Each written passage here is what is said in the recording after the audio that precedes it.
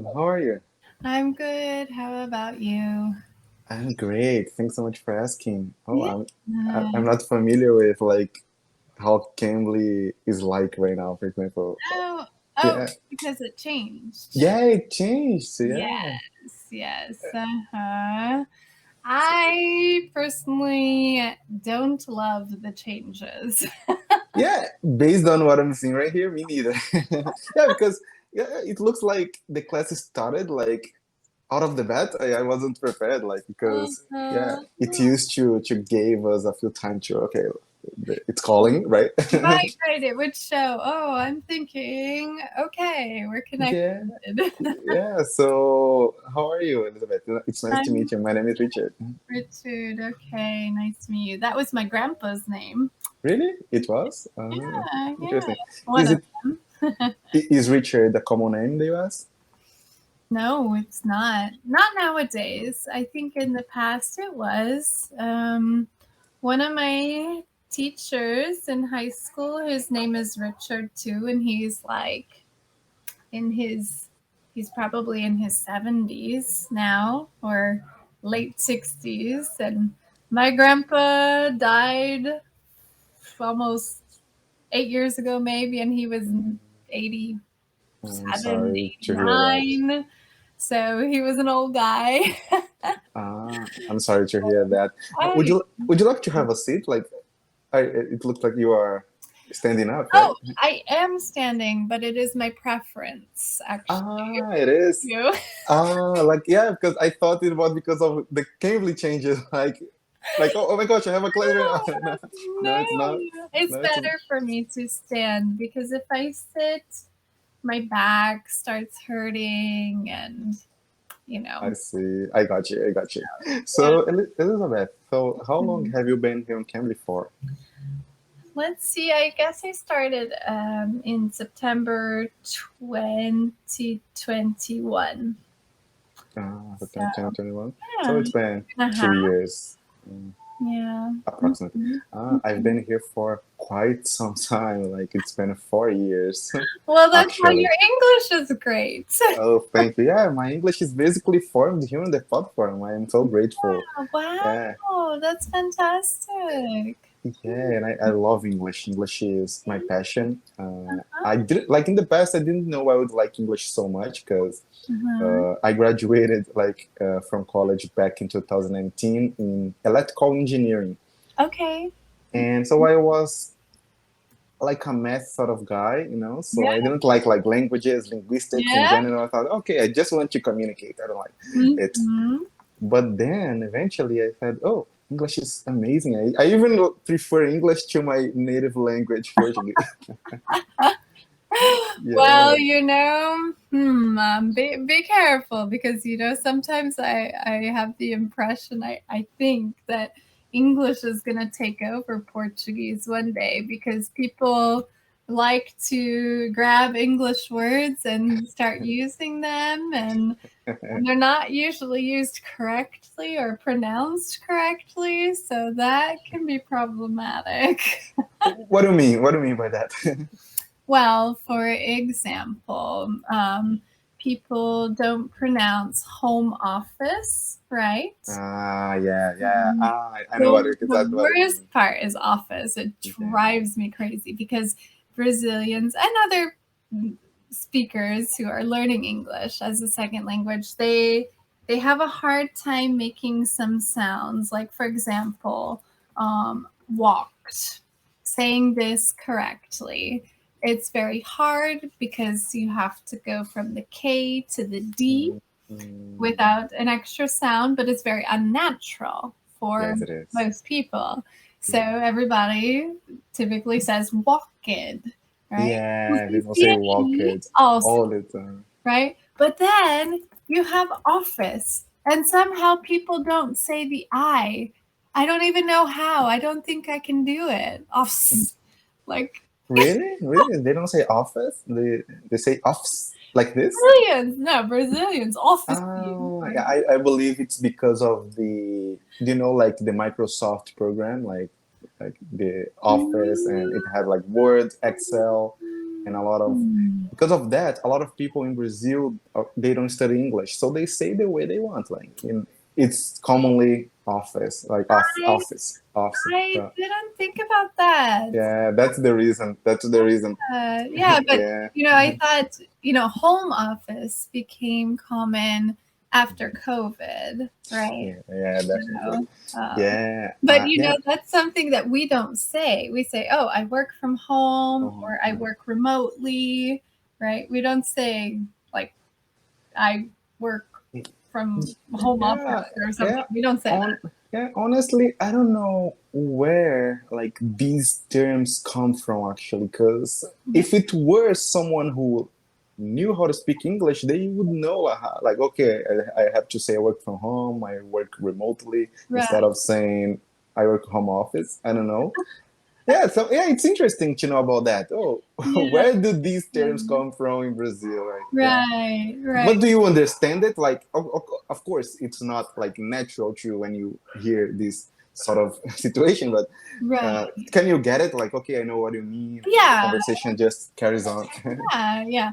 But it's interesting because I have an Italian student, and oh my gosh, now, I'm not sure if I remember exactly what she told me, but she said in Italy they say like smart working.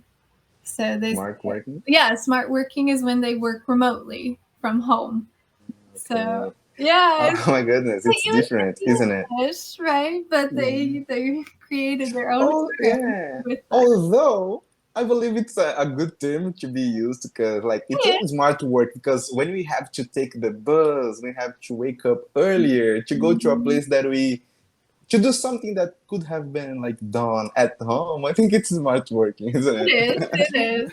I do agree. It is kind of a logical term. Yes, yeah, of course. And like I also work from home, and I do, and I am so happy because like my girlfriend, like she works in another city, and she needs to take 2 buses and 1 boat, like a ferry boat. Yeah, so it's so demanding, so exhausting, and by the time she gets home, she's like exhausted. She just wants to crash, you know what I mean? And it's demanding, and I believe that it will affect your productivity negatively, right? Yeah, I believe so. And there's currently a trend. I don't know if we can call it a trend yet, but people in companies in some countries experimenting with a 4-day work week. And of course, they're monitoring the productivity and the results that they're getting from their employees. So studies are saying that the productivity, the production amount, if they are actually producing things, it's not being affected.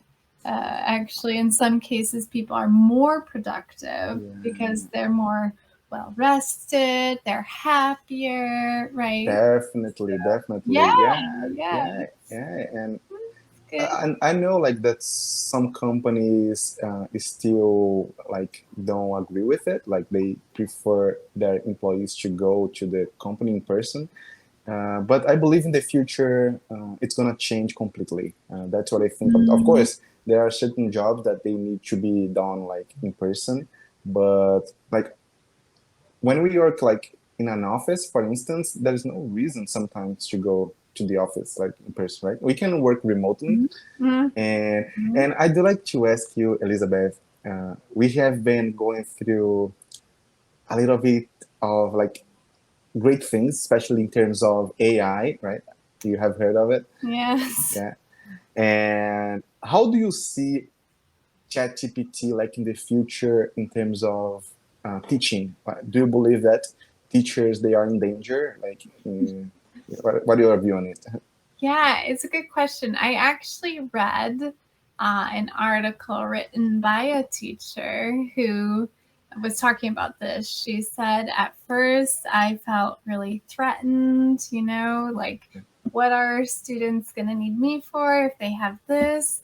And then she started experimenting with it. And she now she uses it to help her create lessons and tasks and quizzes, and she said, oh no, it's fantastic. And I've come to realize that it's not endangering teachers, because something very important about education is a personal connection, right?